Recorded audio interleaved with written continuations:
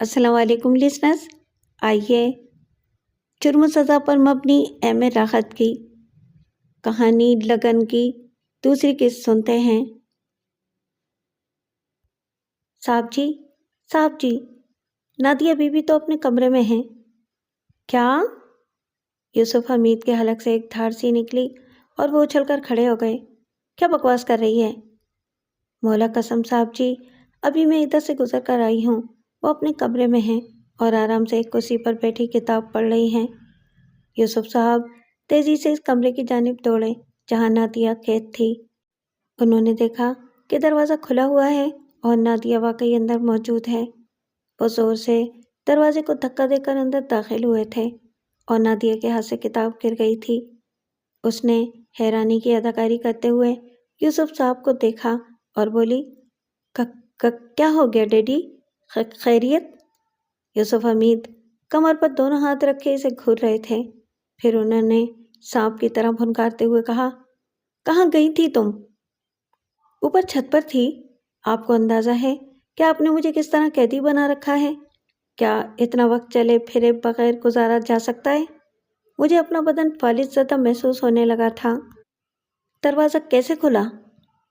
چھوڑیے ڈیڈی، کہاں کی باتیں کر رہے ہیں؟ میں نے آپ سے کہا تھا نا کہ ہم نئے دور کے لوگ ہیں، ضرورت ایجاد کی ماں ہوتی ہے۔ ہم نے بہت کچھ سیکھ لیا ہے دنیا میں جینے کے لیے۔ مجھے صرف ایک بات بتاؤ، وہ کون حرام خور ہے جس نے دروازہ کھولا؟ ڈیڈی، فرض کیجئے اگر کوئی ایسا نمک حرام ہے بھی تو کیا میں اس کا نام بتاؤں گی آپ کو؟ یہاں موجود ملازموں کو الٹے لٹکوا کر کھال اتروا دوں گا، میں زبان کھلوا لوں گا ان کی۔ تم کیا سمجھتی ہو؟ میں کہتا ہوں کہ دروازہ کس نے کھولا؟ مجھ سے پوچھ لیں، پہلے میری کھال اتاریے، نادیہ نے کہا اور ہنس پڑی۔ نادیہ، بڑا مایوس کر رہی ہو مجھے، یہ احساس دلا رہی ہو کہ والدین بلا وجہ اولاد کے لیے دکھی ہوتے ہیں۔ کون جانے کون بڑا ہو کر ان کے ساتھ کیا سلوک کرے۔ کہاں گئی تھی بتانا پسند کرو گی؟ چھت پر ڈیڈی، چھت سے آئی ہوں، نیچے آپ کسی سے پوچھ لیجئے۔ دروازہ کیسے کھلا؟ ٹیکنیک۔ اب وہ کیا ٹیکنیک ہے آپ خود معلوم کر لیجئے۔ چاہیے دروازہ باہر سے بند کر دیجئے، اس کے بعد میں دوبارہ دروازہ کھول کر باہر نکل جاؤں گی۔ یوسف حمید زچ ہو گئے تھے، کچھ لمحے کھڑے رہے اور اس کے بعد خاموشی سے باہر نکل گئے۔ نادیہ غم آلود نگاہوں سے انہیں دیکھتی رہی تھی۔ پھر اس نے کہا، ڈیڈی، آپ کو بھی یہ نہیں کرنا چاہیے تھا۔ میں تو ہوں ہی بد نصیب کہ آپ کو دکھ دے رہی ہوں۔ یوسف حمید نے ایک اور نادانی کی۔ اجمل صاحب بے شک اتفاقیہ طور پر ہی ملے تھے اور انہوں نے کہا تھا، بیگم کئی بار آپ کے گھر آنے کے لیے کہہ چکی ہیں، میں نے ان سے یہی کہا ہے کہ بس یوسف صاحب سے گرین سگنل ملنے کا انتظار ہے۔ ایسی کوئی بات نہیں ہے، جب آپ کا دل چاہے تشریف لائیے۔ یہ جملے اخلاقاً کہے گئے تھے، لیکن 2 دن کے بعد ہی اجمل کا فون موصول ہوا کہ وہ شام چائے پر آ رہے ہیں۔ یوسف نے زاہدہ بیگم سے بات کی، اس نافرمان سے تو میں بات بھی نہیں کرنا چاہتا، لیکن باجی آپ سے بڑی امیدیں وابستہ ہیں، میری عزت داؤ پر لگ گئی ہے۔ ان حالات میں یوسف، جبکہ تم نے اسے قیدی بنا رکھا ہے، لازمی بات ہے کہ اس کے ذہن میں بغاوت ہوگی۔ کیا وہ ہم سے تعاون کرے گی؟ اسے قیدی کہہ کر شرمندگی ہوتی ہے باجی، ارے وہ آرام سے باہر نکل جاتی ہے۔ بتاؤ کیا کروں؟ زاہدہ بیگم نے پوچھا۔ اس سے کہیے اجمل کے سامنے میری لاج رکھ لے۔ میں کوشش کروں گی، زاہدہ بیگم نے کہا، اور پھر انہوں نے نادیہ سے بات کی۔ نادیہ نے آنسو بھری آنکھوں میں کہا، ڈیڈی نادانیاں نہیں کر رہے ہیں پھوپھی جان، کاش وہ حقیقت آشنا ہو جائیں۔ خیر، اجمل صاحب باہر کے آدمی ہیں، میں یہاں ڈیڈی سے تعاون کروں گی۔ اجمل صاحب فیملی کے ساتھ آ گئے، صغیر احمد بھی ساتھ تھا۔ نادیہ کی شمائل سے بھی بات ہوئی، پوری تفصیل تو شمائل کو بھی معلوم نہیں، لیکن نادیہ نے اس سے اتنا ضرور کہا تھا کہ شمائل زندگی بہت بڑا امتحان لے رہی ہے، کاش کچھ بہتر ہو جائے۔ اجمل صاحب کے سامنے نادیہ بالکل نارمل رہی۔ مسز اجمل نے پوچھا، آگے پڑھنے کو تو دل نہیں چاہتا؟ نہیں آنٹی، میں تنہائی میں آپ سے کچھ بات کرنا چاہتا ہوں، صغیر احمد نے فرمائش کی۔ ایسا میں مناسب نہیں سمجھتی، نادیہ نے پروقار لہجے میں کہا اور ثقیل سر کھجا کر رہ گئے۔ یوسف صاحب کی کچھ کہنے کی ہمت نہیں ہوئی تھی، لیکن نادیہ کے دو ٹوک جواب کو سب نے محسوس کیا تھا۔ اس رات نادیہ نے شمائل سے کہا، یہ نہ سمجھنا شمائل کہ میں تجھ پر بھروسہ نہیں کرتی، تیرے علاوہ میرا رازدار اور کون ہے یہاں، اور یہ بھی مت سمجھنا کہ تجھے پہلے سے سب کچھ نہیں بتایا میں نے۔ کیا بات ہے باجی؟ شمائل نے سہمے ہوئے لہجے میں کہا۔ شمائل کی سہمی سہمی آنکھیں نادیہ کا جائزہ لے رہی تھیں۔ نادیہ نے سر سراتی ہوئی آواز میں کہا، میں نے شادی کر لی ہے شمائل۔ شمائل کوئی ایسی ہی خوفناک بات سننے کے لیے تیار تھی۔ اس کے منہ سے کوئی آواز نہ نکلی۔ پتھرائی ہوئی نگاہوں سے وہ نادیہ کی صورت دیکھتی رہی، غالباً ذہن میں ان الفاظ کا مفہوم بٹھانے کی کوشش کر رہی تھی جو نادیہ نے کہے تھے، اور جب یہ مفہوم اس کی سمجھ میں آیا تو اس کا چہرہ خلطی کی طرح زرد ہو گیا۔ نادیہ، پھر سے کہو، کیا کہا ہے تم نے؟ ہاں، ڈرامے کی ضرورت نہیں ہے، میں نے پہلے ہی بتا دیا تھا سب کو کہ مجھے مسعود سے شادی کرنی ہے، لیکن کوئی نہیں مانا۔ سچ بتا رہی ہوں، اپنے آپ کو سنبھال اور غور سے میری بات سن، میں نے مسعود سے شادی کر لی ہے۔ کب، کیسے باجی؟ اسی دن جب میں نے تجھ سے کہا تھا کہ دروازہ کھول دے، میں مسعود سے شادی کرنے ہی گئی تھی۔ Court marriage? ہاں، یہی سمجھ لے، کورٹ میرج ہی ہے۔ اب کیا ہوگا باجی؟ بس میں نہیں چاہتی تھی کہ بات گھر سے باہر نکلے، لیکن ڈیڈی نے اسے اجمل صاحب تک پہنچا دیا۔ میں کیا کر سکتی ہوں بتا؟ باجی، کوئی حادثہ نہ ہو جائے گھر میں۔ حادثہ تو ہو چکا ہے۔ اصل میں مجھے صرف اس بات سے اختلاف ہے کہ ڈیڈی نے اس مسئلے میں اتنی شدید مخالفت کیوں کی۔ بچوں کے لیے انسان سب کچھ کرتا ہے، صرف اپنی انا تو قائم نہیں رکھی جاتی نا۔ یوسف حمید اپنی چھوٹی سی دنیا میں محدود تھے۔ گھر میں چند ہی افراد تھے جو ان کے شریک راز تھے اور ان کے ہر مشکل وقت میں ان کا ساتھ دیتے تھے۔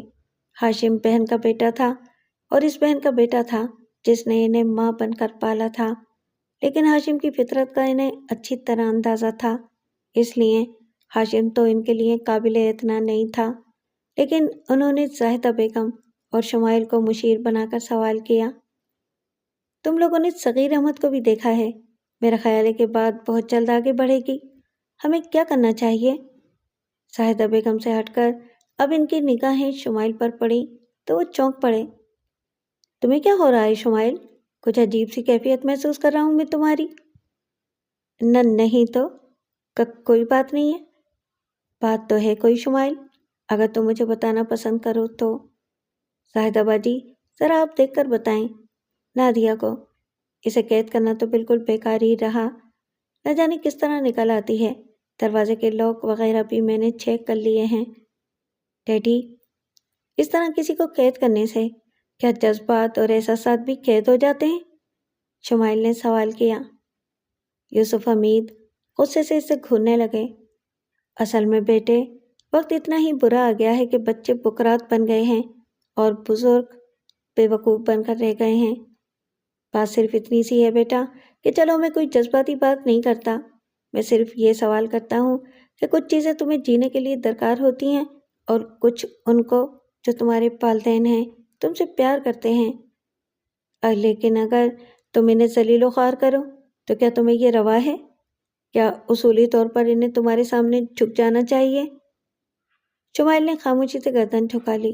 یوسف حمید نے ٹھنڈی سانس لے کر کہا، بہرحال دیکھیں گے کیا صورتحال رہتی ہے، لیکن نادیہ کو ایک بات ضرور بتا دینا کہ جو کچھ وہ چاہتی ہے وہ ممکن نہیں ہے، اور بہتر ہے کہ وہ اپنی زندگی کے لیے کوئی ایسا مشکل وقت نہ لائے جس کے بعد اسے پچھتانا پڑے۔ یہ کہہ کر یوسف حمید کمرے سے باہر نکل گئے۔ صغیر احمد، جو بلا شک و شبہ بہت دولت مند باپ کا بیٹا تھا، ایسا کہ جس طرف نگاہ اٹھا دیتا نگاہیں اس کے سامنے بچھ جاتی، فطرتاً بہت اچھا تھا، اور اس کے نام کے ساتھ کبھی کوئی ایسی برائی وابستہ نہیں ہوئی تھی جس پر کسی کو شرمندہ ہونا پڑے۔ یوسف حمید کے گھر سے واپس جا کر وہ نادیہ کے بارے میں بہت کچھ سوچتا رہا۔ اجمل صاحب کی اہلیہ نے اس سے پوچھا، ہاں بیٹے، دیکھا تم نے حمید صاحب کو؟ میرا مطلب ہے کہ ان کی بیٹی نادیہ کو، کیا رائے ہے تمہاری اس لڑکی کے بارے میں؟ اصل میں وہ مجھ سے پوچھ رہے تھے کہ بیٹے کی رائے معلوم کرو تاکہ آگے کے بارے میں کچھ سوچا جا سکے۔ امی آپ کی کیا رائے ہے اس کے بارے میں؟ آپ بتائیے، ثقیل نے مسکراتے ہوئے کہا۔ لوگ تو بہت اچھے ہیں، ہمارے ہم پلہ ہیں، لڑکی بھی بہت خوبصورت ہے، لیکن بس مجھے تھوڑا عجیب عجیب لگا۔ وہ کیا امی؟ ثقیل نے پوچھا۔ ضرورت سے زیادہ اپنے آپ میں مگن ہے، میرا مطلب ہے کہ اس وقت کی بات کر رہی ہوں جب تم نے اسے تنہائی میں بات کرنے کے لیے کہا تھا اور اس نے انتہائی رکھائی سے انکار کر دیا تھا۔ مجھے اس وقت توہین سی محسوس ہوئی تھی، مجھے یہ اچھا نہیں لگا، اسے فوراً تمہاری بات ماننی چاہیے تھی۔ صغیر احمد کے ہونٹوں پر مسکراہٹ پھیل گئی۔ وہ بولا، امی، اس کی یہی خوبی مجھے بھا گئی ہے۔ آپ کو بہت زیادہ ماڈرن لڑکیاں پسند ہیں، لیکن میری پسند ذرا مختلف ہے۔ اگر وہ فوراً اٹھ کر میرے ساتھ چل دیتی تو یقین کریں ایک عام سی لڑکی ہوتی۔ اس نے جس رکھائی کے ساتھ میری پیشکش مسترد کر دی وہی میری پسند کا باعث بن گئی ہے۔ مجھ سے کچھ اور پوچھنا چاہتی ہیں تو بتائیے۔ نہیں بیٹے، ظاہر ہے تمہارے ابو نے اپنے دوست کی بیٹی کو پسند کیا ہے۔ بہت سارے معاملات ایسے ہوتے ہیں جن میں ہم ہر طرح سے تعاون کرتے ہیں۔ چلو ٹھیک ہے، یعنی تمہاری طرف سے ہاں ہے؟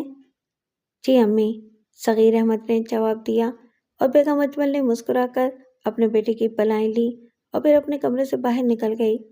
صغیر احمد ان لمحات میں کھو گیا تھا جو یوسف حمید کے گھر گزرے تھے۔ نادیہ خاموشی سے گھر میں وقت گزار رہی تھی۔ قید تو ختم ہو گئی تھی اس کی، لیکن گھر کی فضا بہت عجیب ہو گئی تھی۔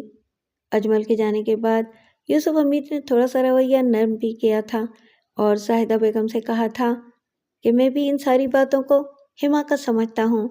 میں نے اس وقت بے شک غصے میں اسے بند کر دیا تھا، لیکن اس نے میری آنکھیں کھول دیں۔ میں آج بھی اس بات پر حیران ہوں کہ دروازہ کیسے کھل گیا، مگر کس کا نام لوں؟ خیر چھوڑیے ان باتوں کو، اب میں چاہتا ہوں کہ آپ اس سے ذرا معلومات حاصل کریں۔ زاہدہ بیگم ٹھنڈی سانسیں لینے لگی۔ بھلا کس طرح معلومات حاصل کرتی؟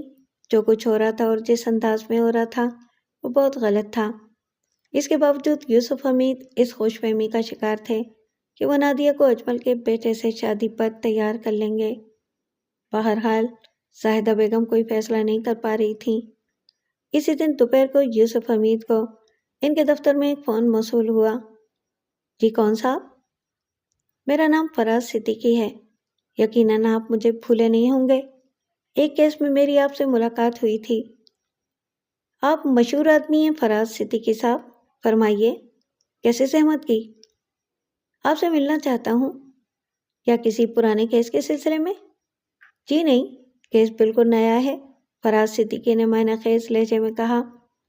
بتائیے کیا بات ہے؟ آپ کو معلوم ہے کہ میں بلا وجہ کسی کو وقت نہیں دیتا۔ میں آپ سے بلا وجہ وقت نہیں مانگ رہا یوسف حمید صاحب، بلکہ ایک ایسی وجہ ہے کہ اگر آپ نے اسے گریز کیا تو یقیناً آپ کو پچھتاوا ہوگا۔ میرا خیال ہے کہ آپ ایک بردبار آدمی ہیں اور جس پیشے سے آپ کا تعلق ہے وہ بھی پروقار پیشہ ہے۔ آپ ہلکی بات کر رہے ہیں، لیکن خیر، ہر شخص کا اپنا ایک مزاج ہوتا ہے۔ آپ 7 بجے میری کوٹھی پر آ جائیے، میں لان پر آپ کا انتظار کروں گا۔ ویری گڈ، کھلی فضا اس قسم کی گفتگو کے لیے بہت اچھی ہوتی ہے، میں 7 بجے پہنچ جاؤں گا، فراز صدیقی نے کہا اور یوسف حمید نے فون بند کر دیا۔ لیکن نہ جانے کیوں ایک عجیب سی خلش ان کے ذہن میں سر ابھارنے لگی تھی۔ کیا کہنا چاہتا ہے یہ شخص؟ انداز بہت عجیب سا ہے۔ مقررہ وقت پر فراز صدیقی کی کار یوسف حمید کی کوٹھی میں داخل ہو گئی۔ یوسف حمید لان میں بیٹھے ہوئے اس کا انتظار کر رہے تھے۔ فراز صدیقی کار سے اتر کر ان کی جانب بڑھ گیا۔ یوسف حمید نے بیٹھے ہی بیٹھے اس کے سلام کے جواب میں گردن ہلائی تھی۔ وہ بھرپور رعونت کا مظاہرہ کر رہے تھے۔ بالکل اتفاق کی بات تھی کہ اسی وقت ہاشم کسی طرف سے نمودار ہوا تھا۔ فراز صدیقی کو وہ بھی جانتا تھا۔ اس نے ادھر ادھر دیکھا اور مہندی کے ایک باڑ کی آڑ لیتا ہوا ایک جوڑے درخت کے پاس پہنچ گیا جس کے تنے کے قریب یہ کرسیاں پڑی ہوئی تھیں۔ ہاشم اس درخت کی اوٹ میں ہو کر ان دونوں کی گفتگو سننے لگا۔ بیٹھ سکتا ہوں؟ آپ کی اجازت ہے؟ سوری، بیٹھیے، میں اس خیال میں الجھا ہوا تھا کہ آپ کون سی دور کی کوڑی نکال کر لائے ہیں، فرمائیے۔ جی بہت شکریہ، فراز صدیقی نے بیٹھتے ہوئے کہا، پھر ادھر ادھر دیکھتے ہوئے بولا، موسم بہت خوشگوار ہے، لیکن کتنے افسوس کی بات ہے کہ میں آپ کو ایک دکھ دینے والی بات سنانے والا ہوں۔ فراز صدیقی صاحب، یہ کمرہ عدالت نہیں ہے کہ آپ یہاں بازیگری کا مظاہرہ کریں۔ جس کام سے آئے ہیں وہ کام بتائیں۔ جی یہ ایک فوٹو کاپی ہے، اس پر ایک نگاہ ڈالیے۔ فراز صدیقی نے اپنے ساتھ لائی ہوئی فائل سے نکاح نامے کی کاپی نکال کر یوسف حمید کے سامنے کی، اور یوسف حمید نے رعونت بھری نگاہوں سے اس کاغذ کو دیکھا، لیکن نکاح نامے کا لفظ دیکھ کر وہ ایک دم سیدھے ہو کر بیٹھ گئے، اور پھر انہوں نے اس نکاح نامے کو پڑھ ڈالا جس کی روح سے نادیہ اور مسعود سائل شوہر و بیوی بن چکے تھے۔ انہوں نے گزری ہوئی تاریخ پر بھی نگاہ ڈالی اور غصے سے آگ بگولا ہو گئے۔ یہ کیا بدتمیزی ہے، یہ کیا بکواس ہے؟ دوسرا کاغذ جناب، یہ محترمہ نادیہ بیگم کے بالغ ہونے کا سرٹیفکیٹ ہے، اور یہ عدالت سے مرضی سے زندگی گزارنے کا اجازت نامہ۔ ان تینوں کاغذات کی موجودگی اس بات کا ثبوت ہے کہ آپ کی صاحبزادی نادیہ بیگم نے اپنی مرضی سے مسعود سائل سے شادی کی ہے۔ فراز صدیقی صاحب، یہ کارروائی آپ کی معرفت ہوئی ہے؟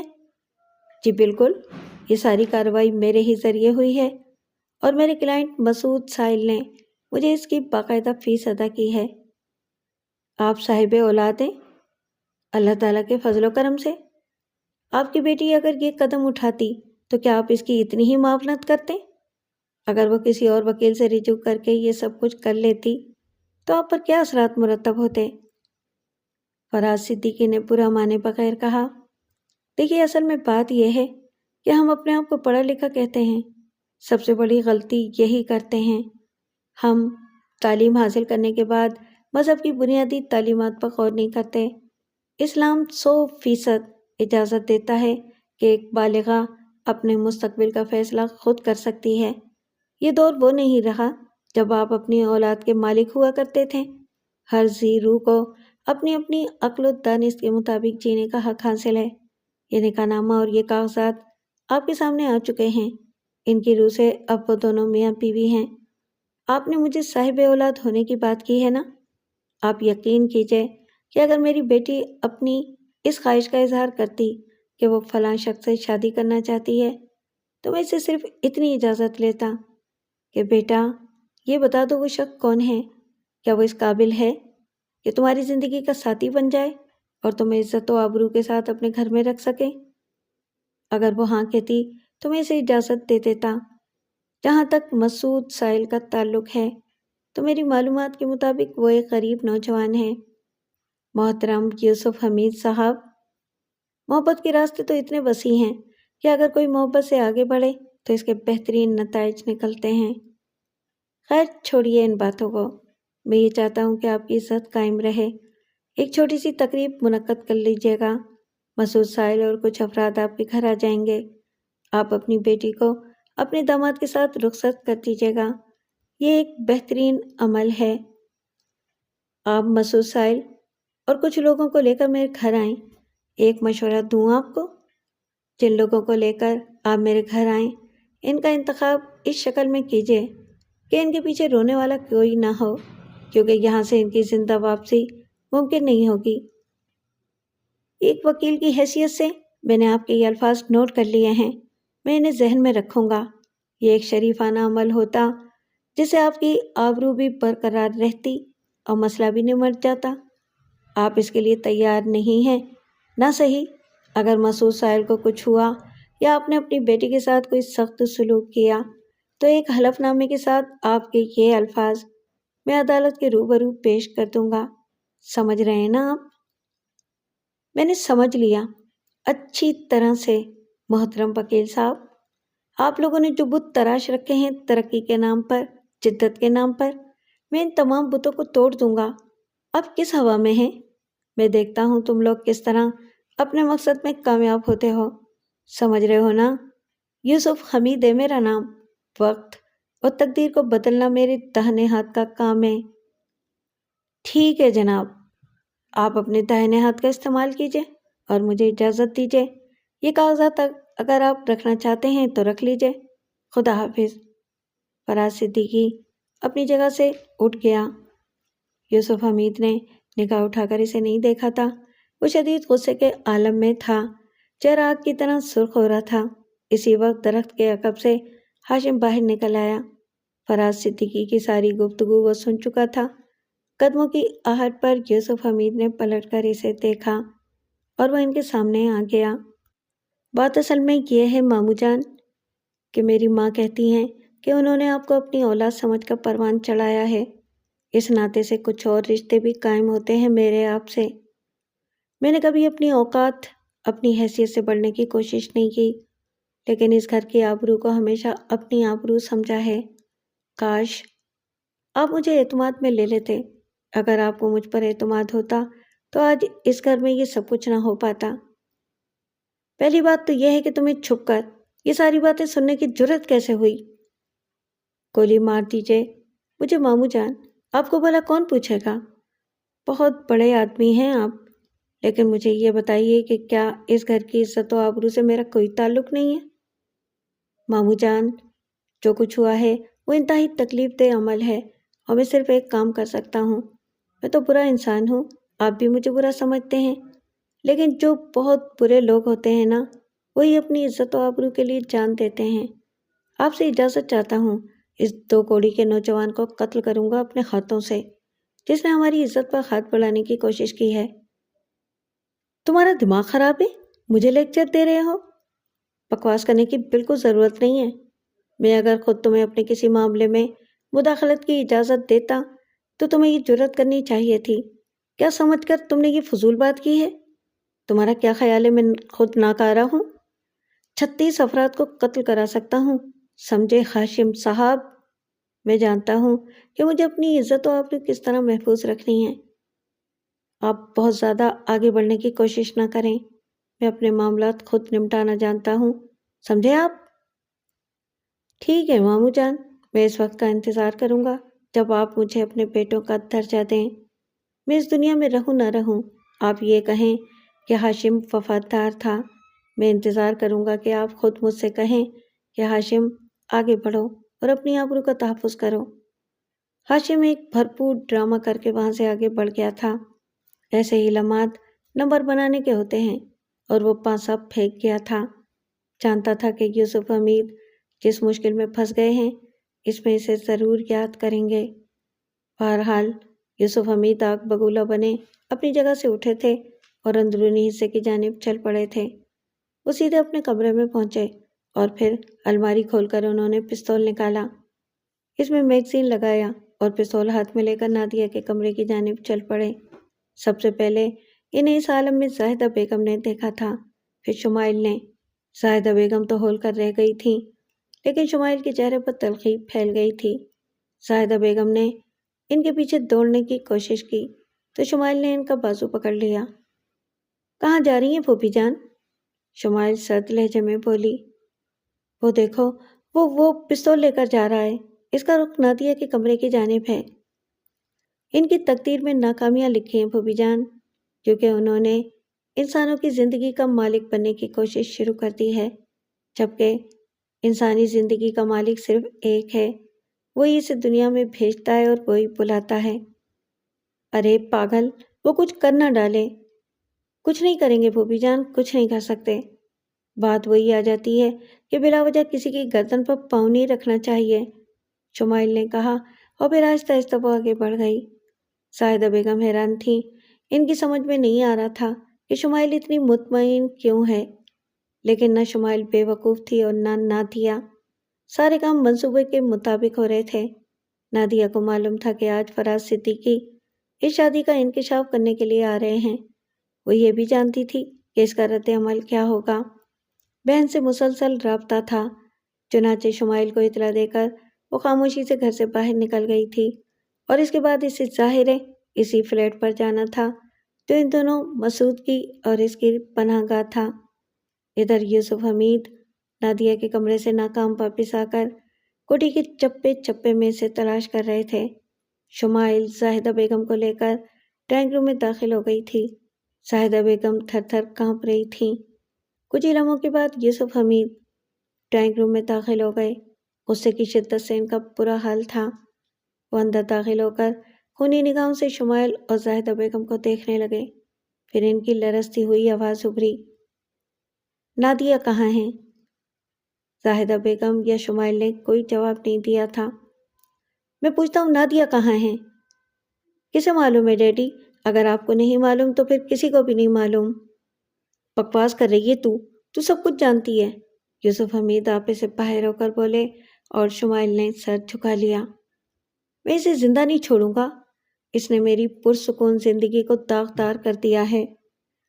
تم لوگوں کو معلوم ہے کہ اس نے شادی کر لی ہے؟ میں جانتا ہوں کہ کم از کم شمائل تجھے ضرور معلوم ہوگا۔ میری بہن تو میری ماں ہے، وہ مجھ سے غداری نہیں کر سکتی۔ زاہدہ باجی، کیا آپ کو معلوم تھا کہ نادیہ نے شادی کر لی ہے؟ شادی کر لی ہے؟ زاہدہ بیگم کی ہکلاتی ہوئی آواز ابھری۔ کالک لگا دی ہے اس نے میرے منہ پر، میری ساری عزت خاک میں ملا دی ہے، تماشا بنا دیا ہے اس نے مجھے۔ لیکن یہ لڑکی یہ ضرور جانتی ہے، اسے ضرور معلوم تھا، یہ دونوں اس طرح میری آستین کا سانپ نکلیں گی، مجھے نہیں معلوم۔ شمائل ضبط نہ کر سکی اور اس کی آواز ابھری، وہ نکل گئی ہے یہاں سے ڈیڈی، لیکن دوسری ناگن تو موجود ہے۔ آپ اپنا شوق یہ گولیاں میرے سینے میں اتار کر پورا کر لیں۔ کمال کی بات ہے ڈیڈی، اس نے آپ سے رجوع کیا تھا، آپ سے درخواست کی تھی کہ اسے اس کی مرضی کے مطابق زندگی گزارنے کی اجازت دے دیں۔ کوئی بہت بڑا مطالبہ تو نہیں تھا، ہر انسان اپنی خوشی سے جینا چاہتا ہے، آپ کیونکہ ہماری ضروریات پوری کرتے ہیں، اس کے نتیجے میں آپ ہماری زندگی کے مالک بن رہے ہیں۔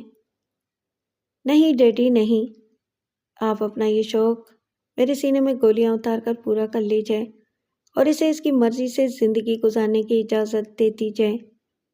یوسف حمید نے خونی نگاہوں سے شمائل کو دیکھا اور بولے، اب تیرا کیا ارادہ ہے؟ تو کب شادی کر رہی ہے؟ میں کیا شادی کروں گی ڈیڈی، میں نے اپنی قربانی دے دی اس کے لیے، ماریے نا، آپ مجھے کیوں نہیں مار رہے؟ ماریے۔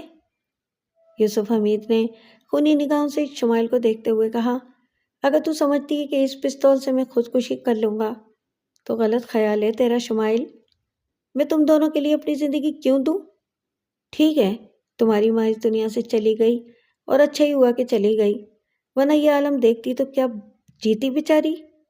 جس طرح میں زندہ درگور ہو گیا ہوں تم دونوں کی وجہ سے، لیکن ایک بات ذہن میں رکھنا، میں نادیہ کو چھوڑوں گا نہیں، وہ دنیا تو نہیں چھوڑے گی، وہ بھوکا ننگا آدمی اسے ملک سے باہر بھی نہیں لے جا سکتا، جس نے اسے محبت کر کے اس سے شادی کی ہے، جس کی وجہ سے اس نے میری ساری زندگی کا پیار ٹھکرا دیا ہے، مجھے زندہ درگور کر دیا اس لڑکی نے، لیکن زندہ نہیں چھوڑوں گا اسے، دیکھوں گا کہاں جاتی ہے، میں دیکھوں گا، کیا سمجھے تم لوگ؟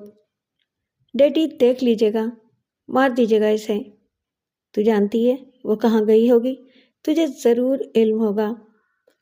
پورے اعتماد سے کہہ رہی ہوں ڈیڈی، مجھے علم ہے، کوئی ایسی کوشش کیجیے گا کہ میری زبان کھلوائیں، تشدد کیجیے مجھ پر، میری بدن کو آگ سے جلائیے، میری آنکھوں کو پھوڑ دیجیے، میری زبان باہر کھینچ لیجیے، لگائیے پتہ، کہاں سے لگا سکتے ہیں؟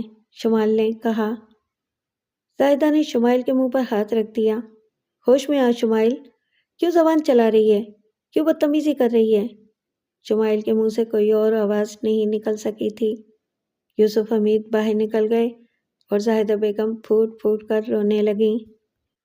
چھٹا دن تھا، پورے گھر میں سوگ کا سا سما تھا، وقت پر کھانا نہ ناشتہ۔ یوسف حمید آفس جاتے تھے، کیا کرتے تھے کیا نہیں کرتے تھے کسی کو نہیں معلوم تھا، گھر میں بالکل خاموشی طاری تھی۔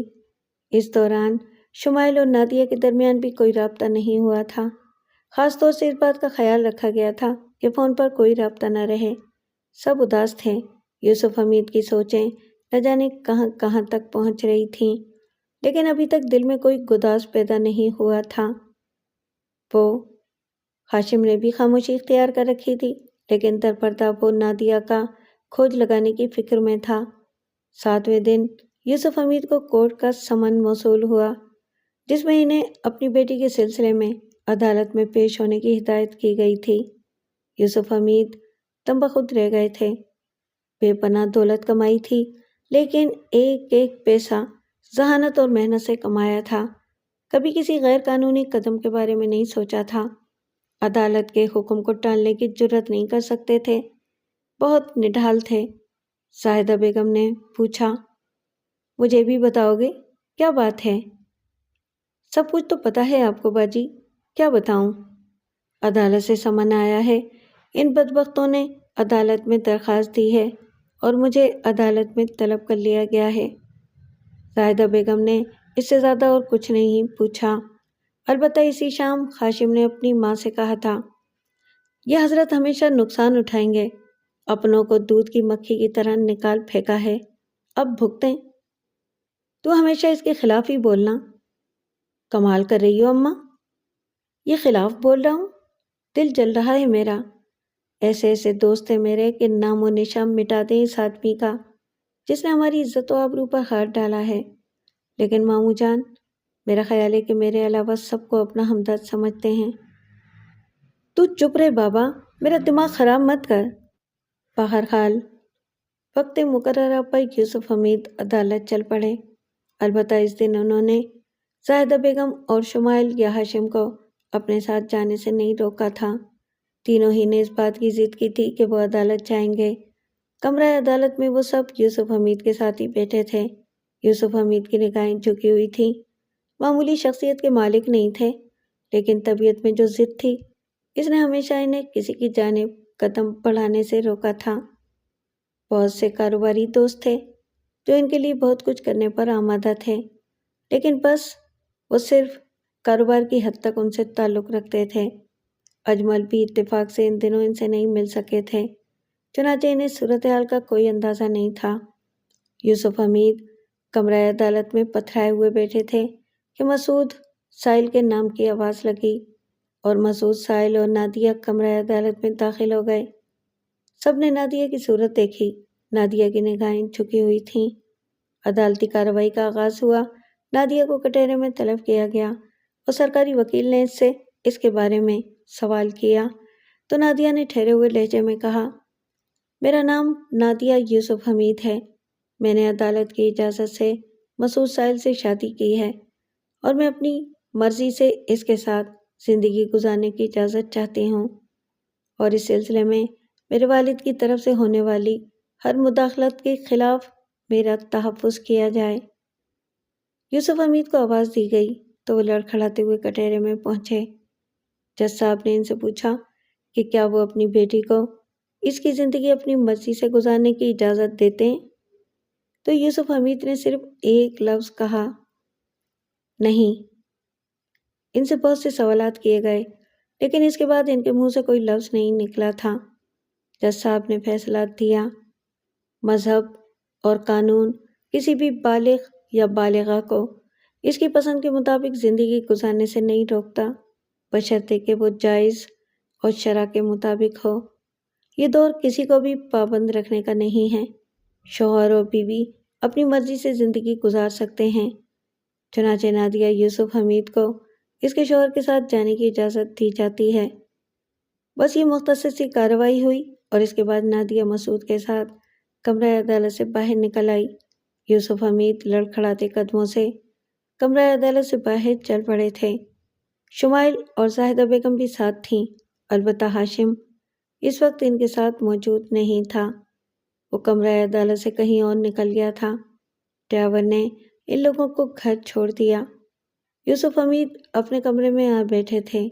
شمائل تو اپنے کمرے میں چلی گئی، لیکن زاہدہ بیگم یوسف حمید کے پاس موجود تھیں۔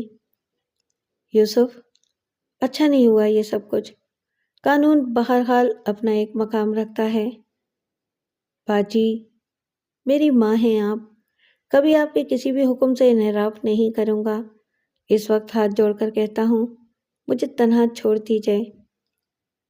ایک بات کہنا چاہتی ہوں تم سے، اگر تم نے اپنے آپ کو کوئی نقصان پہنچایا تو میں خودکشی کر لوں گی، زندہ جلا لوں گی اپنے آپ کو۔ اتنا تو حق ہے میرا تم پر کہ تم سے یہ الفاظ کہہ سکوں۔ نہیں باجی، میں ان لوگوں میں سے نہیں ہوں جو اپنے آپ کو نقصان پہنچاتے ہیں، بس اتنا کہہ دینا کافی ہے۔ یوسف حمید نے کہا۔ ٹھیک ہے، زاہدہ بیگم کمرے سے باہر نکل گئیں۔ یوسف حمید بدستور کمرے میں بیٹھے رہے تھے۔ ذہن میں نہ جانے کیا کیا خیالات آ رہے تھے۔ بڑی بے عزتی ہوئی تھی، بیٹیاں جوان ہو کر یہ سلوک کریں گی ان کے ساتھ۔ ہم نے بھی نہیں سوچا تھا، کوئی فیصلہ کر نہیں پا رہے تھے۔ پورے بدن میں آگ لگی ہوئی تھی اور یہ آگ بجھانا بڑا مشکل تھا۔ وہ پورا دن اور پوری رات بیٹھے رہے۔ دوسرے دن صبح غسل کرنے کے بعد ناشتہ طلب کیا، سارے اخبارات منگوا لیے۔ ان کا انداز بالکل درست تھا۔ اخبارات میں ملک کے بہت بڑے آدمی کی بیٹی کا بھرپور تذکرہ کیا گیا تھا، تصویریں بھی چھاپی گئی تھیں اور تبصرہ آرائیاں بھی کی گئی تھیں۔ بہرحال یہ سب کچھ تو ہونا ہی تھا۔ انہوں نے اپنے اندر نہ جانے کہاں سے صبر پیدا کر لیا تھا۔ 11 بجے کے قریب جب وہ آفس پہنچ گئے تو ان کے پاس اجمل کا فون آیا۔ اجمل نے کہا، معاف کیجیے گا یوسف بھائی، آج کے اخبارات میں؟ ہاں اجمل بھائی، پڑھ لیا ہوگا آپ نے، یہ سب کچھ میرے علم میں نہیں تھا۔ بہرحال شرمندہ تو میں آپ سے ہوں۔ آپ تو شرمندہ ہیں یوسف صاحب، لیکن ہم نے تو بہت سے لوگوں سے یہ بات کہتی تھی کہ ہمارے بیٹے صغیر احمد کی شادی یوسف حمید صاحب کی بیٹی نادیہ یوسف سے ہونے والی ہے۔ جن لوگوں سے آپ نے یہ بات کہی تھی نا، آپ انہیں یہ اخبارات دکھا دیجئے۔ عجیب باتیں کر رہے ہیں آپ یوسف صاحب، آپ کا دماغ خراب ہو گیا ہے؟ اجمل صاحب، کوئی تقریب تو نہیں ہوئی تھی، ہماری صرف ملاقات ہوئی تھی، باتیں ہوئی تھیں، آپ اس انداز میں مجھ سے سوالات کیوں کر رہے ہیں؟ میری سمجھ میں نہیں آتا کہ آپ کو کیا ہو گیا ہے۔ میں تو سوچ رہا تھا کہ آپ بستر علالت پر ہوں گے، آپ تو اپنے آفس میں بیٹھے ہوئے ہیں۔ تو پھر؟ نہیں، میرا مطلب ہے کہ میں آپ سے بات کرنا چاہتا ہوں۔ اب کیا بات کریں گے آپ؟ میں نے کوئی قرض لیا ہوا ہے آپ سے؟ آپ براہ کرم ٹھنڈے ہو کر سوچئے، نادیہ نے یہ سب کچھ کر ڈالا۔ میں سمجھتا ہوں کہ اس میں آپ کا بالکل قصور نہیں ہے۔ آپ کی دوسری بیٹی شمائل کے بارے میں سوچا جا سکتا ہے۔ بالکل خاموشی اختیار کریے اور فون بند کر دیجیے۔ میں پہلے اپنے آپ کو مطمئن کر لوں، اس کے بعد سوچوں گا کہ مجھے آگے کیا کرنا ہے۔ نہ آپ مجھ سے ہمدردی کیجیے، نہ اس طرح کی کوئی بات کریں پلیز۔ یہ کہہ کر یوسف حمید نے فون بند کر دیا۔ ڈھیٹ تو بننا ہی تھا، دن بھر فون موصول ہوتے رہے، پورا دن چائے کا ایک کپ بھی نہیں پیا تھا، بس فائلوں پر نگاہیں دوڑاتے رہے تھے، لیکن کوئی بات سمجھ میں نہیں آ رہی تھی۔ شام کو گھر واپس آ گئے، کمرے میں پہنچے تو زاہدہ بیگم آ گئیں۔ جی باجی، تمہارے بارے میں مجھے اندازہ ہے اور چہرہ بھی بتا رہا ہے کہ کچھ کھایا پیا نہیں ہے۔ باجی، نہیں یوسف، اتنا بے حقیقت قرار نہ دو مجھے، ورنہ گھر چھوڑ کر چلی جاؤں گی۔ ساری زندگی کبھی سوچا بھی نہیں ہے گھر کو چھوڑنے کے بارے میں، لیکن اگر تم نے میرے ساتھ یہ رویہ اختیار کیا غیروں جیسا، تو شاید میں یہاں رہ نہ سکوں، اس کمرے سے باہر جاؤں گی اور اس گھر میں واپس نہیں آؤں گی۔ باجی، آپ جذباتی ہو رہی ہیں، بتائیے کیا حکم ہے میرے لیے؟ کھانا کھاؤ۔ ٹھیک ہے، منگوا لیجیے۔ کھانا کھایا گیا۔ کھانے پر ہاشم بھی شریک ہوا تھا۔ بہت کم ہی ایسا ہوتا تھا جو اپنے معمولات ترک کر کے ان کے ساتھ کھانے پینے میں شریک ہو۔ اس وقت بھی وہ موجود تھا، شمائل بھی تھی۔ یوسف حمید نے بہت تھوڑا سا کھانا کھایا اور پھر جب وہ اٹھ کر اپنے کمرے کی جانب چلے تو ہاشم ان کے پیچھے پیچھے ان کے کمرے میں داخل ہو گیا۔ یوسف حمید نے تلخ نگاہوں سے اسے دیکھا تو ہاشم ہاتھ اٹھا کر بولا، میں نے عرض کیا نا ماموں جان، اماں ٹھیک کہہ رہی ہیں، آپ ہم دونوں ماں بیٹوں کو دھکے دے کر گھر سے باہر نکال دیں۔ میرا خیال ہے کہ ہم اپنے بارے میں غلط فہمی کا شکار ہیں۔ بیٹھو، کیا کہنا چاہتے ہو؟ ابھی آپ خاموش رہیں گے ماموں جان؟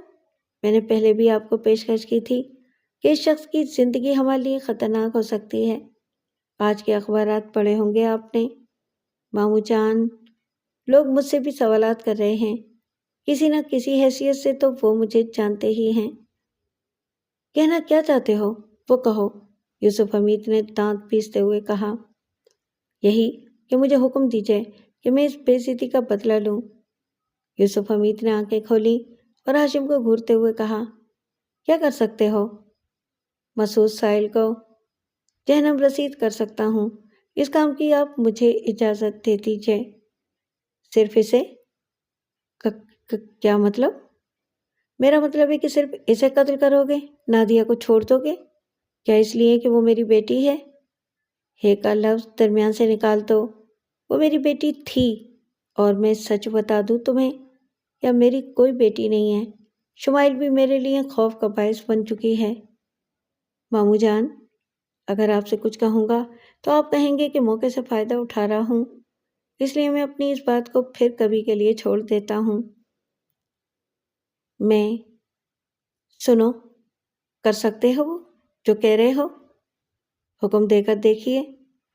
تو ٹھیک ہے، ان دونوں کو ختم کرا دو، آگ لگا دو ان کی جنت میں۔ کر سکتے ہو یہ کام؟ بآسانی ماموں جان، بآسانی، آپ بے فکر رہیے۔ کہاں ہیں وہ دونوں؟ کہاں رہتے ہیں؟ جس گھر میں وہ رہتا تھا وہ تو ایک کچی آبادی میں تھا۔ میں بھرپور طریقے سے اس کا جائزہ لے چکا ہوں۔ اب وہ وہاں نہیں رہتا۔ وہ جہاں رہتے ہیں میں معلوم کر چکا ہوں ماموں جان۔ معلوم کر چکے ہو؟ ہاں۔ کیسے؟ کمرہ عدالت سے میں پہلے نکل گیا تھا، صورتحال کا مجھے اندازہ تھا۔ اس کے بعد وہ دونوں باہر نکلے اور ایک ٹیکسی میں بیٹھ کر چل پڑے۔ میں دوسری ٹیکسی میں ان کے پیچھے تھا۔ میں نے اپنی کار اس لیے نہیں لی تھی کہ ان دونوں کو شبہ نہ ہو جائے۔ میں نے ٹیکسی میں بیٹھ کر ان کا پیچھا کیا۔ وہ ایک فلیٹ میں رہتے ہیں۔ مسعود ساحل خاصے دن پہلے اس فلیٹ میں منتقل ہو چکا تھا۔ اس نے اپنی پرانی رہائش گاہ چھوڑ دی تھی۔ آس پاس کے لوگوں سے معلوم کرنے پر یہی پتہ چلا ہے، اور میں نے ان دونوں کو اسی فلیٹ میں جاتے ہوئے دیکھا ہے۔ اوہو، تم نے عقل سے کام لیا ماموں جان۔ کبھی کام لے کر ہی نہیں دیکھا آپ نے مجھ سے۔ اصل میں کچھ کمزوریاں میری بھی ہیں، لیکن خیر، اس وقت میں آپ سے کچھ نہیں کہوں گا۔ میں آپ کو ان کی موت کی اطلاع دوں گا۔ جس طرح اخبارات میں یہ سب کچھ چھپا ہے، اسی طرح ان دونوں کی لاشوں کی تصویریں بھی اخبارات میں چھپی ہوں گی۔ لیکن ایک درخواست کرنا چاہتا ہوں۔ بولو۔ نادیہ کے ساتھ کچھ رعایت برت دیجیے۔ مطلب؟ یہ بات تو آپ جانتے ہیں کہ یہ کلاش لوگ، یہ غریب لڑکے کسی لڑکی کے ذریعے ہمیشہ اپنی تقدیر بنانے کے خواہش مند رہتے ہیں۔ نادیہ اتنی قصوروار نہیں ہوگی۔ اس شخص نے، جس کا نام مسعود ساحل ہے، نہ جانے کیسے کیسے ہتھ کنڈے استعمال کر کے نادیہ کو اپنے جال میں پھانسا ہوگا۔ دیکھو ہاشم، میں تمہیں ایک بات بتا دوں، میں بہت کم لوگوں سے اپنے ذاتی کام لیتا ہوں۔ میں نے کبھی کسی سے انتقام لیا ہے اور نہ کبھی کسی کو نقصان پہنچایا ہے، لیکن اب مجبوری ہے۔ میں تم سے صرف یہ سننا چاہتا ہوں کہ تم ان دونوں کے قتل کی ذمہ داری قبول کر رہے ہو؟ جی ماموں جان۔ ٹھیک ہے، پھر جاؤ، اور سنو، اس کا کوئی صلہ، کوئی معاوضہ مجھ سے مت مانگنا۔ میں تمہیں کچھ نہیں دے سکوں گا۔ ماموں جان، آپ یہ کیوں سوچتے ہیں؟ میں آپ کا خون ہوں، آپ کے لیے دنیا کا ہر کام کر سکتا ہوں۔ بہرحال ہاشم کی ذمہ داری لینے کے بعد کمرے سے باہر نکل گیا، لیکن یوسف حمید کو نہ یہ ہاشم کو یہ معلوم تھا کہ ایک دروازے سے چپکی ہوئی شمائل یہ ساری باتیں سن رہی ہے۔ ایک ایک لفظ اس کے علم میں آ چکا تھا، چنانچہ اس نے فوراً ہی اپنے کمرے میں جا کر اندر سے دروازہ بند کیا اور موبائل پر نادیہ سے رابطہ قائم کرنے لگی۔ چند ہی لمحوں کے بعد یہ رابطہ قائم ہو گیا۔ شمائل، میری بہن، خیریت سے ہونا؟ نادیہ نے پوچھا۔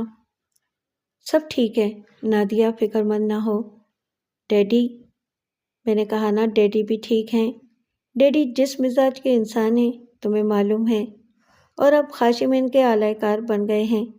کمرہ عدالت سے نکلتے ہوئے ہاشم نے تم دونوں کا پیچھا کیا تھا اور اس فلیٹ کا پتہ لگا لیا جس میں تم لوگ رہتے ہو۔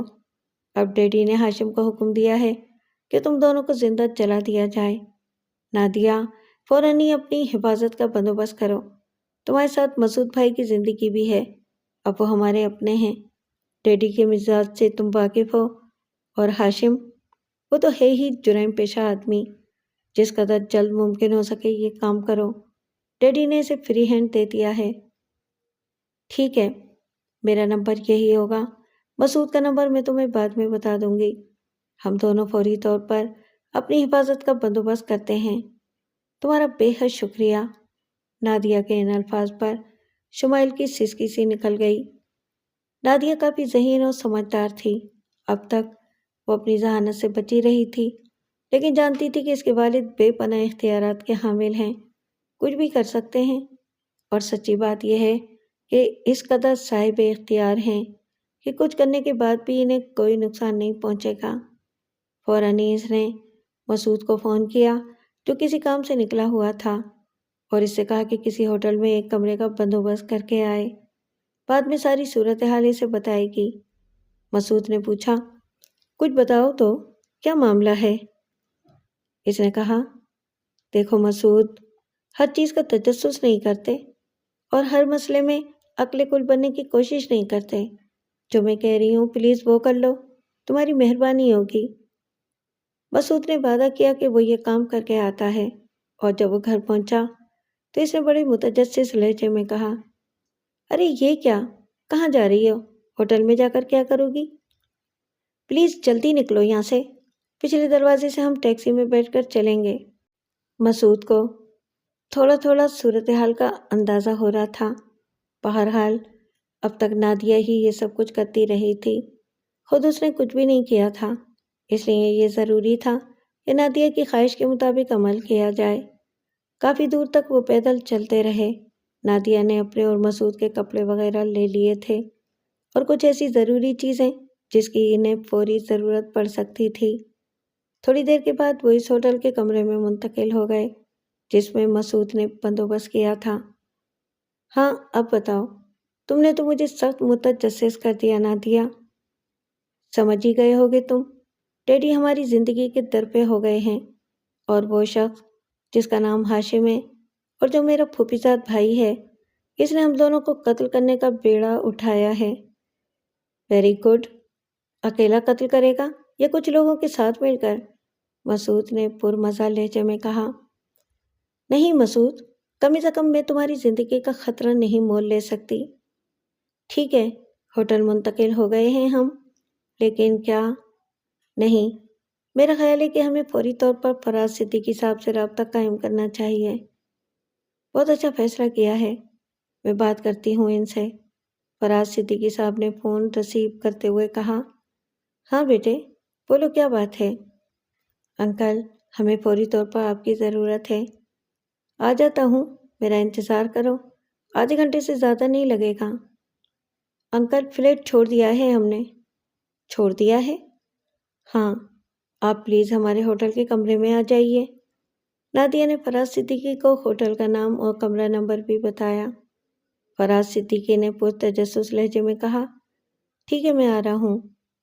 فراز صدیقی صاحب تفصیل سن کر فکر مند ہو گئے تھے۔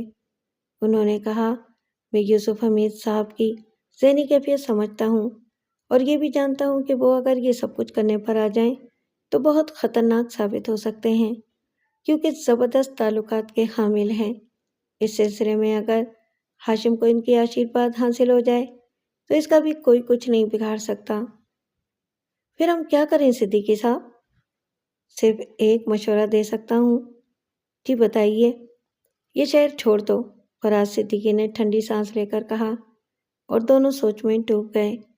فراز صدیقی نے کہا، میں اس سلسلے میں تمہاری مدد کر سکتا ہوں۔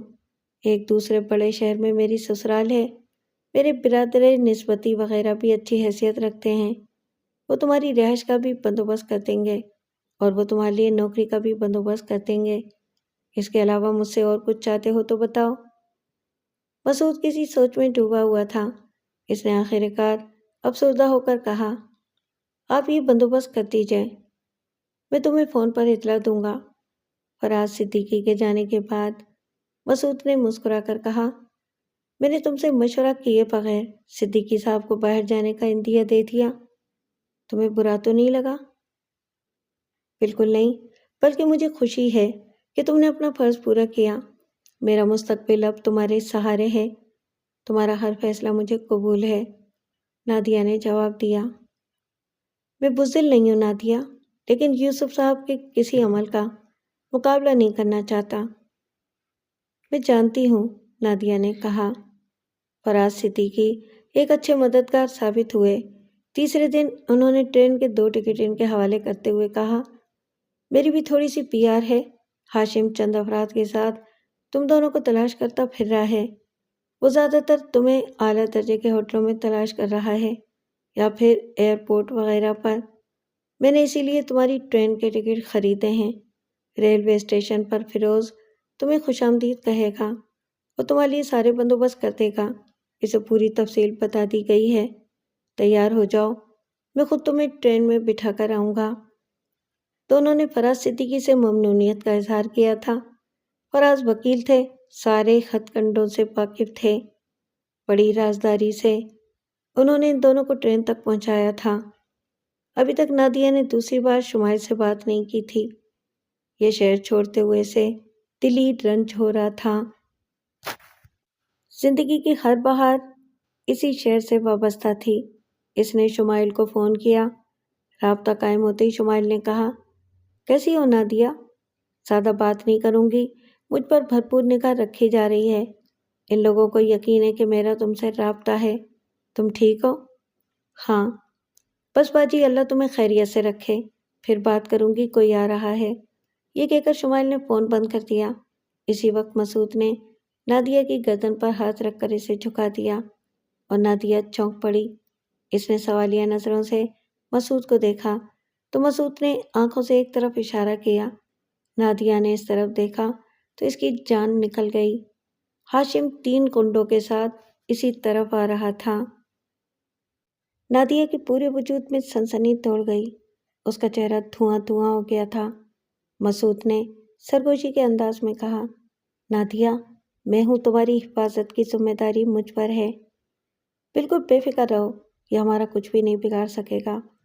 میں نے تمہیں خطرے میں دیکھا تو اسے قتل کر دوں گا۔ مسعود نے اس طرح کا رخ اختیار کیا کہ ہاشم اسے دیکھ نہ سکے۔ نادیہ کو بھی اس نے پہلے ہی نیچے جھکا دیا تھا۔ اسی وقت ٹرین آہستہ آہستہ رینگنے لگی۔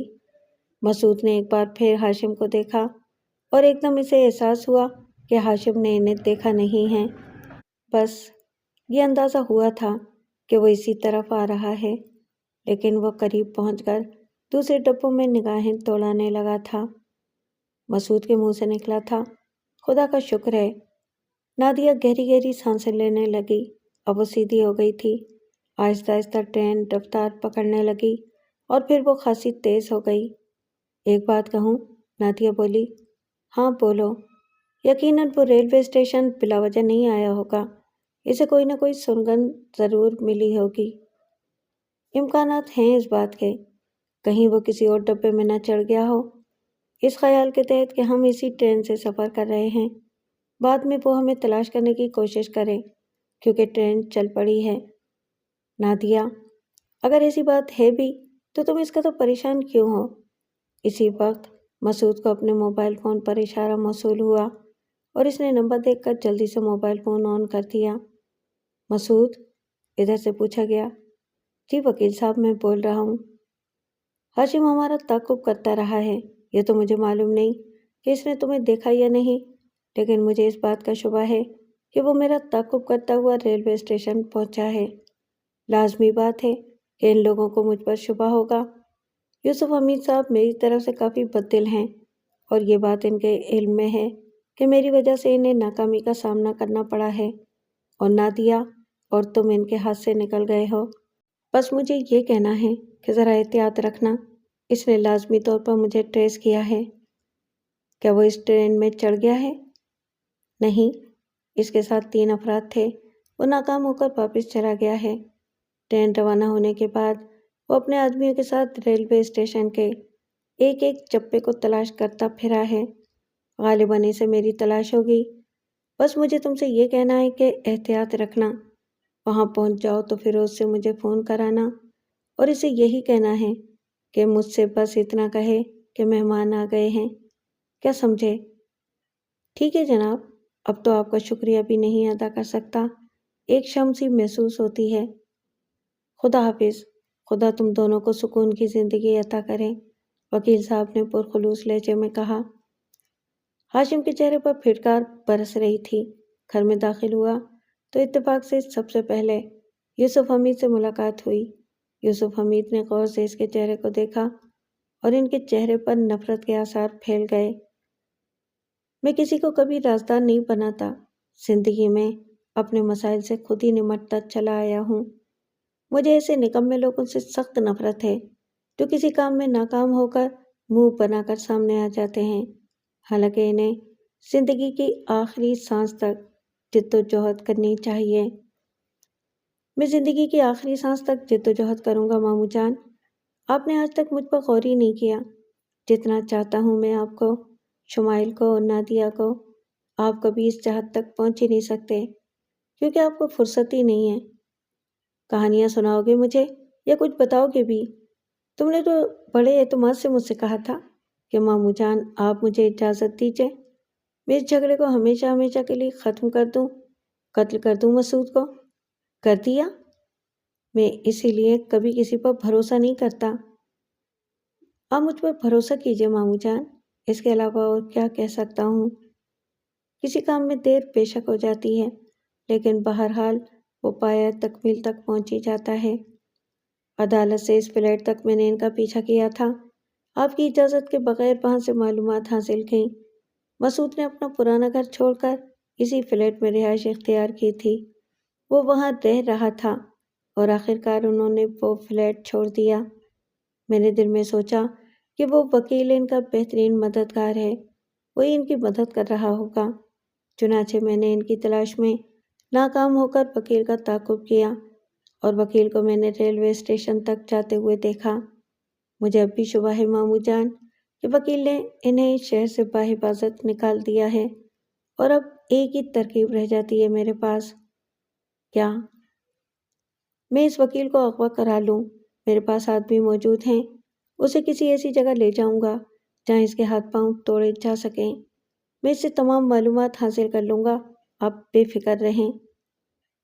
اور میرا دل چاہتا ہے کہ میں اپنا سر پھوڑ لوں، یوسف حمید نے کہا اور ہاشم چونک کر انہیں دیکھنے لگا۔ کیوں ماموں جان؟ بے وقوف آدمی، ایسی صورت میں اگر وکیل غائب ہو گیا اور تم نے اسے کوئی نقصان پہنچا دیا تو کوئی تمہیں نہیں پوچھے گا، گردن پھنسے گی میری، بن موت مارا جاؤں گا۔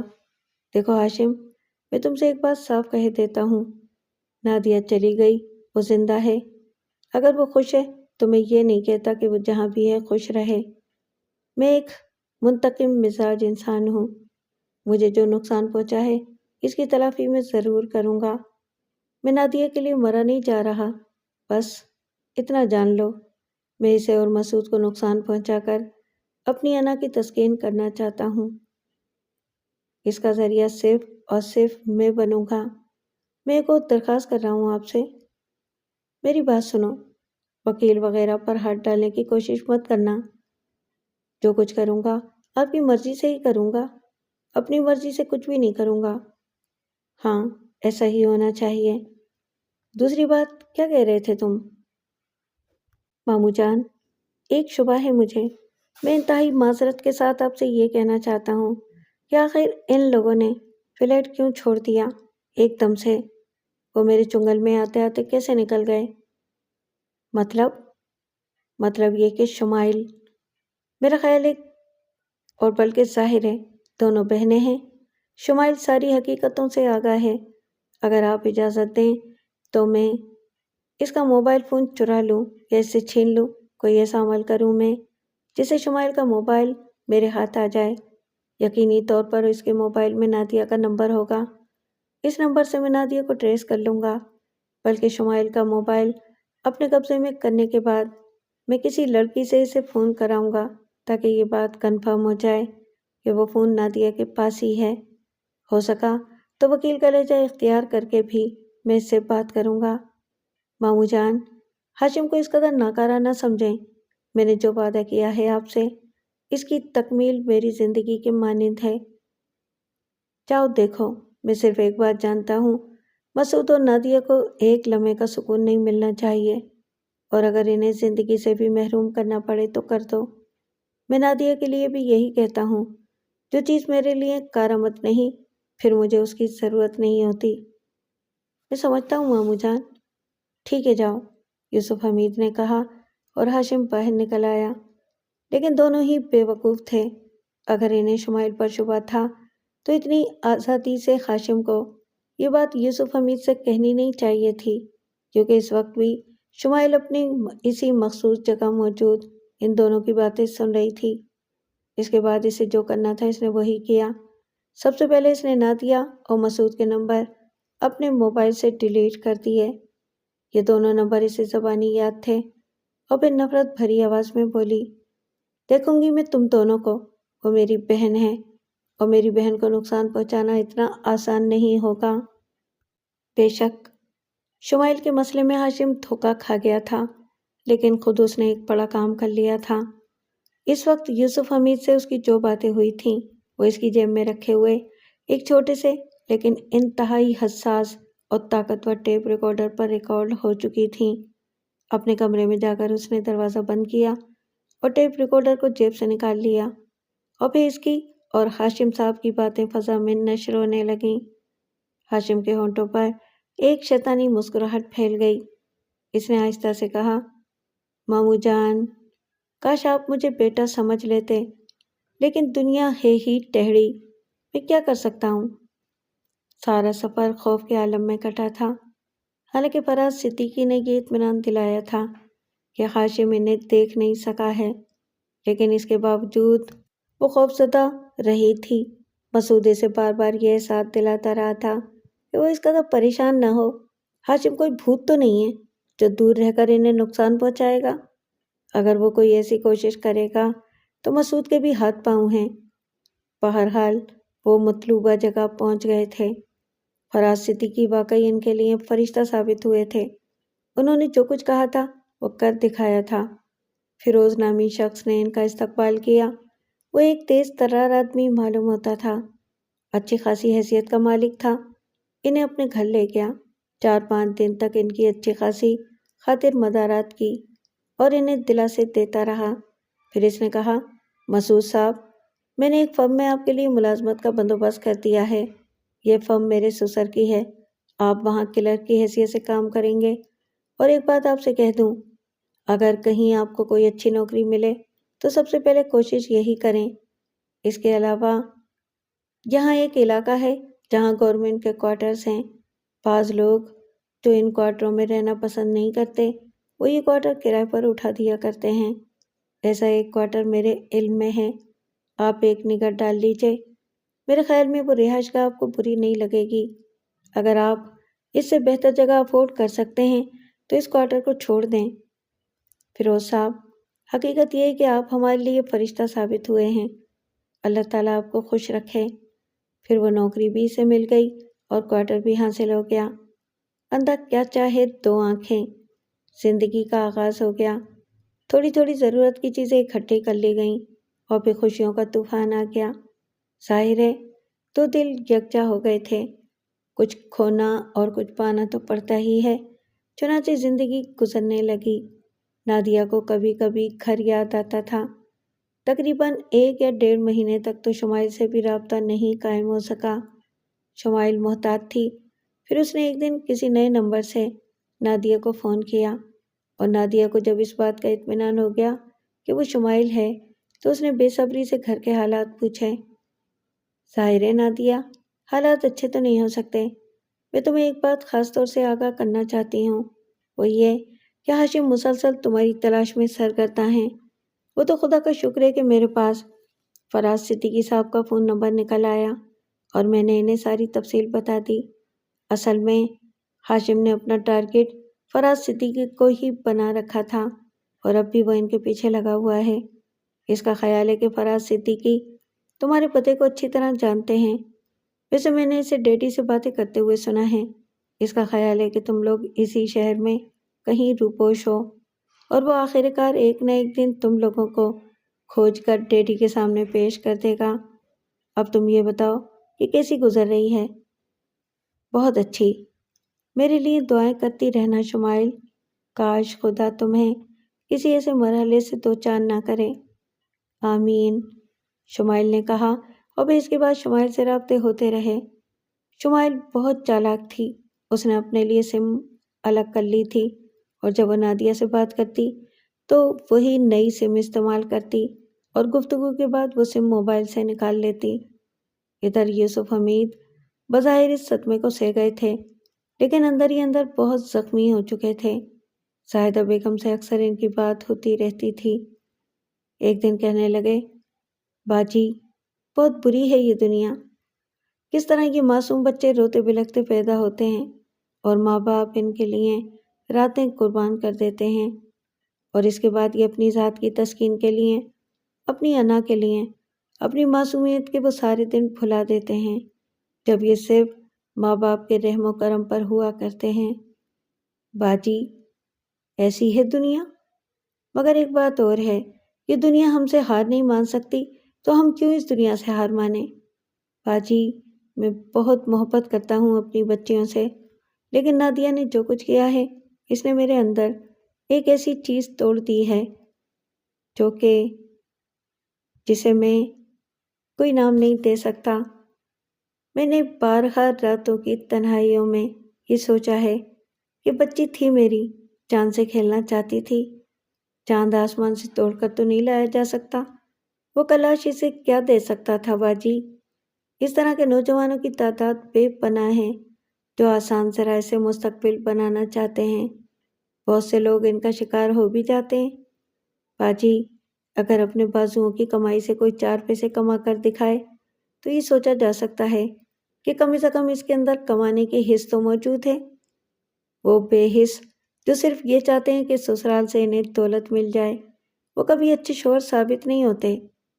بہرحال نادیہ چلی گئی، برا کیا اس نے۔ تم چاہو تو اپنے دل میں نرم گوشہ پیدا کر لو، اسے بلا لو اپنے پاس، وہ آ جائے گی۔ نہیں باجی، میں نے کہا نا آپ سے کہ دنیا سے ہار نہیں مان رہا میں، اور شاید کبھی ہار نہ مانوں، کیا سمجھی باجی؟ زاہدہ بیگم خاموش ہو جاتی تھیں۔ ایک دن ہاشم ان سے کہنے لگا، اماں ماموں سے بات کرو میرے لیے، تم کہتی ہو نا کہ تم ان کے لیے ماں کی حیثیت رکھتی ہو، میرے لیے کیا حیثیت رکھتی ہو بتانا پسند کرو گی تم؟ ہاشم دیکھ وہ بات مت کر مجھ سے کہ مجھے یہ کہنا پڑے کہ دنیا واقعی بہت بری ہے، سب اپنے بارے میں سوچتے ہیں۔ یہی تو میں کہہ رہا ہوں تم سے اماں، کہ دنیا صرف اپنے بارے میں سوچتی ہے۔ آپ اپنی انا کو قائم رکھنا چاہتی ہیں، اپنے بیٹے کے لیے آپ کچھ کرنے پر آمادہ ہی نہیں ہیں۔ وہ کام نہیں کر سکتی جو تو یوسف نہیں چاہتا، یعنی میرے لیے ان سے کوئی بات نہیں کر سکتی؟ یوسف دنیا کو بہت اچھی طرح جانتے ہیں، کروڑوں روپے ایسے ہی نہیں کما لیے انہوں نے۔ اگر تو اپنے آپ کو اس قابل ثابت کر دیتا تو ہو سکتا ہے کہ یوسف خود مجھ سے یہ بات کہتے کہ زاہدہ باجی اپنے گھر میں بھی تو بچہ ہے۔ کہیں گے اماں، وہ یہ بات کہیں گے، میرا نام بھی ہاشم ہے، اور ایک بات سن لو، ان دونوں کو میں تلاش کر کے رہوں گا۔ مہینے سالوں میں تبدیل ہونے لگے، 1.25 سال گزر گیا۔ اس دوران شمائل اور نادیہ کے بہت کم رابطے ہوئے تھے۔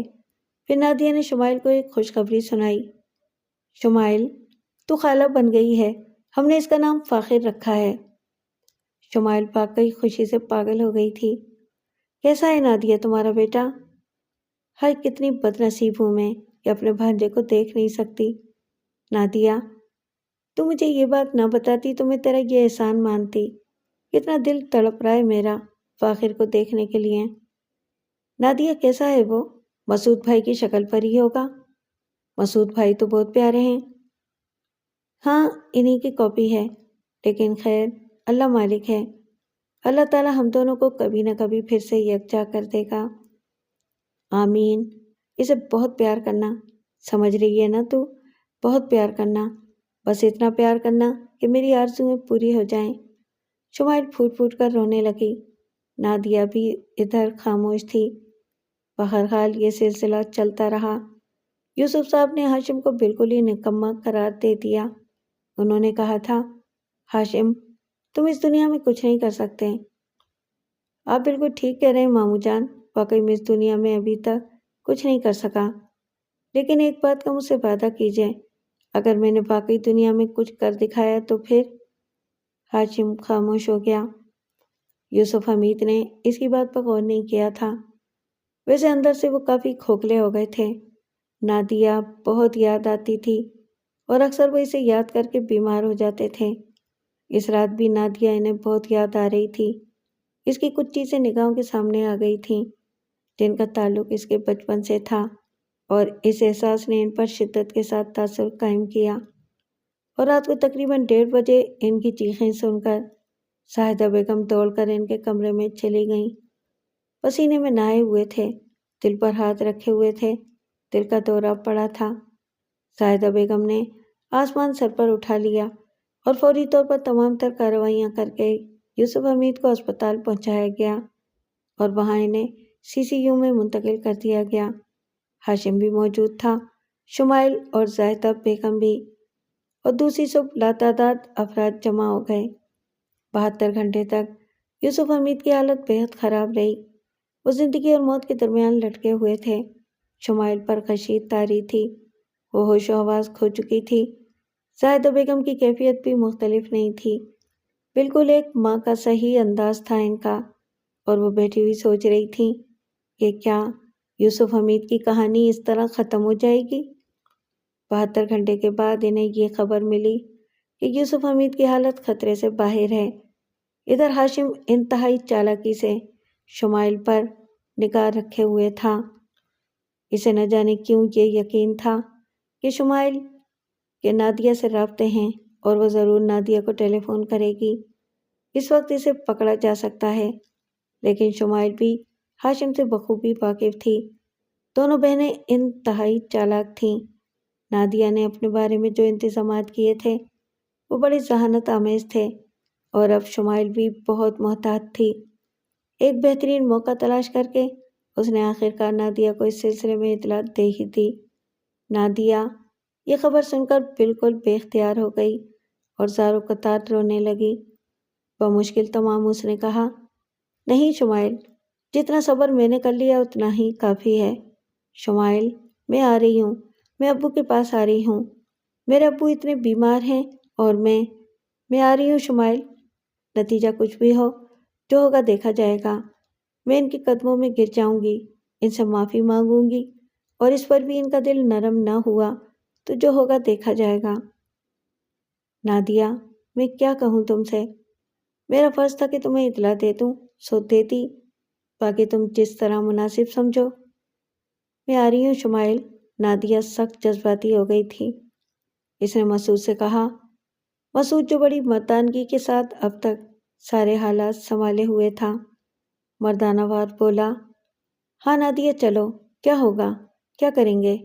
وہ بیچارے تو خود بیمار ہو گئے ہیں، بس ان پر کوئی برا اثر نہ پڑے۔ میں انہیں دور سے دیکھ لوں گی، مگر میں اپنے ڈیڈی کے پاس جاؤں گی ضرور۔ مسعود نے انتظامات کیے اور اس کے بعد وہ ٹرین میں بیٹھ کر چل پڑے۔ اسپتال میں اس وقت سبھی موجود تھے جب مسعود اور نادیہ اپنے بچے فاخر کے ساتھ اسپتال پہنچے۔ ہاشم تو انہیں دیکھ کر غصے سے آگ بگولا ہو گیا تھا۔ نادیہ بے اختیار شمائل کے پاس پہنچ گئی۔ کہاں ہیں شمائل؟ ڈیڈی کہاں ہیں؟ ابھی انہیں کمرے میں منتقل نہیں کیا گیا، لیکن ڈاکٹر ان کی حالت اب تسلی بخش بتاتے ہیں، شاید کچھ دیر بعد انہیں کمرے میں منتقل کر دیں۔ ہم سب لوگ ان سے مل چکے ہیں۔ ایک منٹ، تمہیں پتا ہے کہ انہیں دل کا دورہ پڑا ہے؟ ہم نہیں جانتے کہ تمہیں دیکھ کر ان پر کیا بیتے گی۔ دیکھو، تم ان کے سامنے بالکل مت جانا۔ تم نے، ہاشم نے بدتمیزی سے مسعود کے سینے پر ہاتھ رکھ کر اسے پیچھے دھکیلتے ہوئے کہا، اور مسعود کی آنکھوں میں خون اتر آیا۔ سنو، نادیہ کے بھائی ہو تم، معاف کیے دیتا ہوں، ورنہ جس طرح تم نے میرے سینے پر ہاتھ رکھا ہے تو یوسف صاحب تو خیر بعد میں کمرے میں منتقل ہوں گے، میں تمہیں بستر پر ضرور پہنچا دیتا۔ پیچھے ہٹ جاؤ۔ مسعود خررایا اور زاہدہ بیگم ایک دم قریب آ گئیں۔ ہاشم، کیا بدتمیزی کر رہا ہے تو؟